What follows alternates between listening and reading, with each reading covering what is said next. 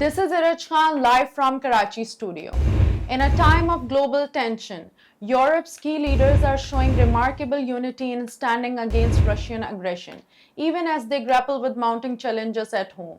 Our Europe correspondent reports on how Prime Minister Keir Starmer of Britain, Emmanuel Macron of France, and Chancellor Friedrich Merz of Germany are navigating this delicate balance. From London to Paris and Berlin, European leaders are forging a strong front against Vladimir Putin's action in Ukraine, but their domestic woes are casting long shadows.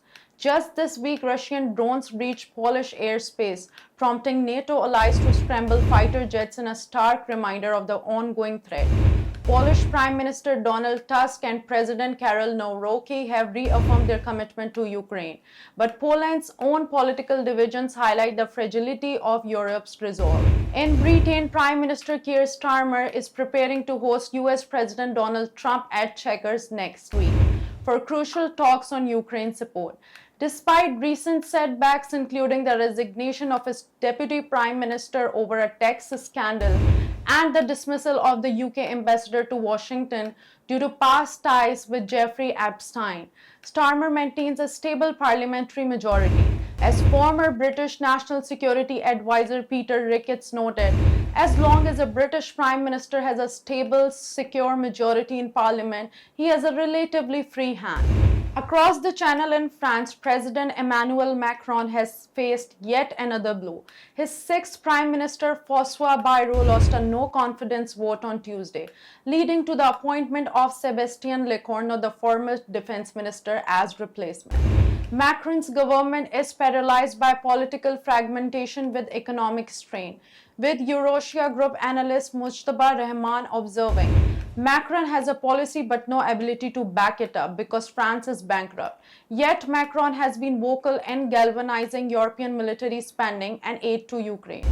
In Germany, Chancellor Friedrich Merz is pushing economic reforms amid coalition and fighting, but progress is stalled.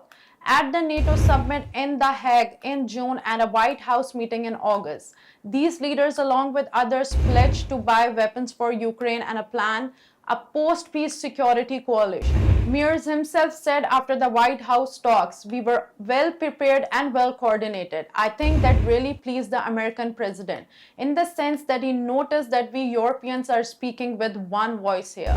Experts like Richard Haas, former president of the Council on Foreign Relations, point to the scale and brutality of what Putin is doing as a unifying force, adding a wake-up call from America.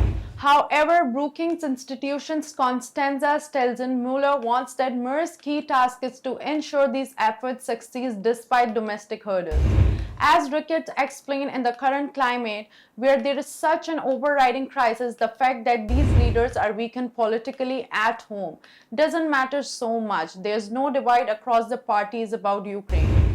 But the big question remains, can this foreign policy solidarity hold if domestic pressure like immigration, economic woes, and rising extremism intensify? Europe's ability to reduce reliance on US security guarantees may be tested sooner than expected. Stay tuned for more updates on this story. Keep watching Ocean News.